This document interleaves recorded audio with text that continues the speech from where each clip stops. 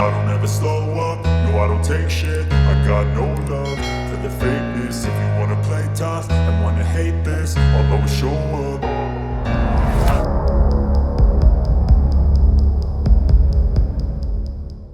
Russians claim control over Bakhmut's east, Ukrainians defiant.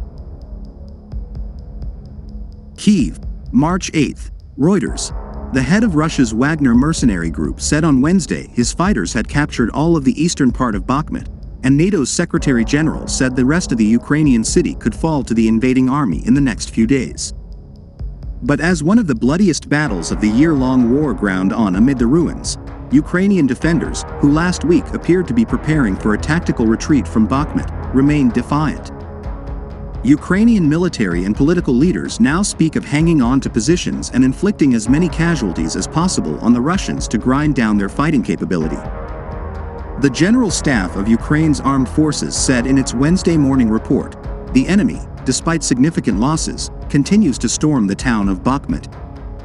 Wagner boss Yevgeny Prigozhin said his fighters, who have been spearheading the Russian assault on Bakhmut, had now captured the city's east.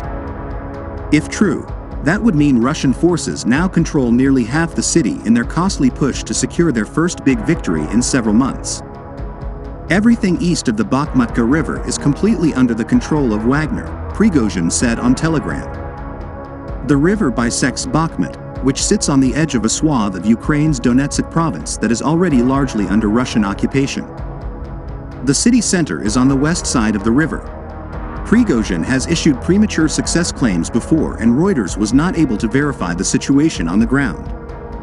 Speaking before a meeting of European Union defense ministers in Stockholm, NATO Secretary General Jens Stoltenberg said Russia was throwing more troops into the battle. They have suffered big losses, but at the same time we cannot rule out that Bakhmut may eventually fall in the coming days, Stoltenberg said. This would not necessarily be a turning point in the war, he added, but it showed we should not underestimate Russia. We must continue to provide support to Ukraine. On Tuesday near Bakhmut, a Ukrainian National Guard chief medic who gave his name as Artem told Reuters that all roads out of the city were under constant heavy shelling. Ambulances and other vehicles come under shelling, and for that reason it is very difficult to evacuate people. There are high losses, and among medics in particular, he said. Devastated cities. Russia, which claims to have annexed nearly 20% of Ukraine's territory, says that taking Bakhmut would be a step towards seizing the whole of the eastern industrial Donbass region, made up of Donetsk and Luhansk provinces. Western analysts say Bakhmut has little strategic value, although its capture would be a boost to Russian President Vladimir Putin and his military after a series of setbacks in what they call their special military operation in Ukraine. Kyiv says the losses suffered by Russia there could determine the course of the war, with Ukraine expected to launch a counteroffensive when the weather improves and it receives more Western military aid, including heavy battle tanks. The months of warfare in the east have been among the deadliest and most destructive since Russia invaded in February 2022, adding Bakhmut's name to a list of devastated cities such as Mariupol, Severodonetsk, and Lysychansk. A Ukrainian military drone showed the scale of destruction in Bakhmut, filming apartment blocks on fire and smoke billowing from residential areas.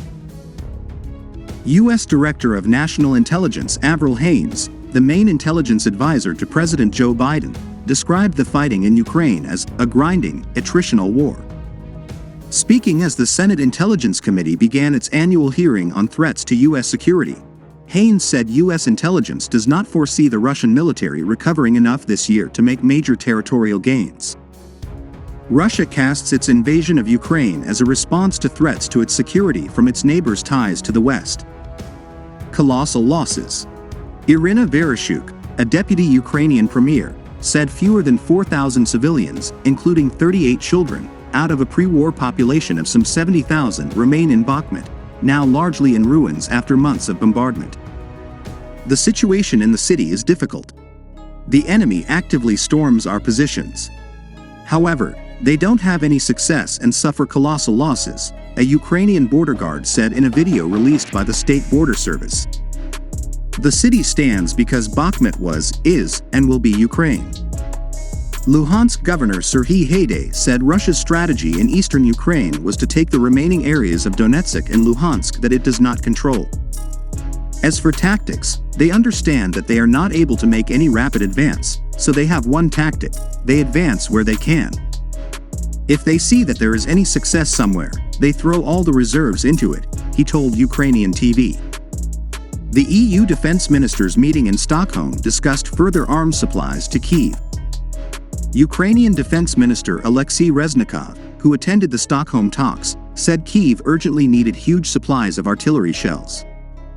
Ukraine's military is burning through shells faster than its allies can manufacture them, and Reznikov said Kyiv needed 90,000 to 100,000 artillery rounds per month. He said he supported a proposal by Estonia for EU countries to club together to buy 1,155mm shells for Ukraine this year at a cost of €4 billion, $4.22 billion.